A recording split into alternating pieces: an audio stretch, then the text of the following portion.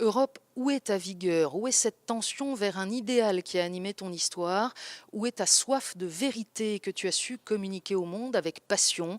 Voilà l'interpellation que le pape François a adressée au vieux continent à travers deux discours devant le Parlement européen et le Conseil de l'Europe et à travers eux aux 800 millions d'habitants du vieux continent. Deux textes très amples qui passent en revue l'ensemble des défis de la vieille Europe et qui portent la marque pour partie des services du cardinal secrétaire d'État, le diplomate Pietro Parolin.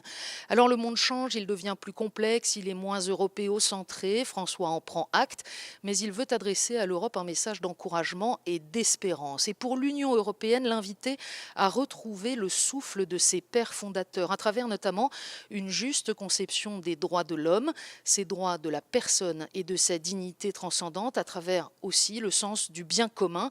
Cela implique de lutter contre la culture du rejet, contre la société du gaspillage, contre la dictature du relativisme.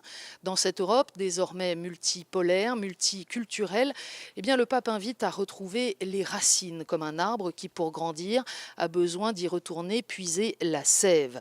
Les chrétiens peuvent y aider, y compris dans une Europe laïque, affirme François, si précisément l'Europe retrouve une juste conception des liens entre religion et société. Contribution des chrétiens d'autant plus nécessaire qu'elle permet, dit-il, de lutter contre le fondamentalisme qui est une trahison de Dieu et contre un rationalisme réducteur qui, lui, est une trahison de l'homme. Alors, le pape, au fond, invite l'Europe à réfléchir. Il s'agit de savoir si son immense patrimoine humain, artistique, technique, social, politique, économique et religieux est désormais un héritage dans un musée, ou bien si l'Europe est encore capable d'inspirer la culture et d'ouvrir ses trésors à l'humanité entière. Manifestement, François veut croire que l'Europe peut être à la hauteur de sa vocation, qu'elle peut devenir ce qu'elle est dans son essence même. Reste à savoir si l'appel sera entendu.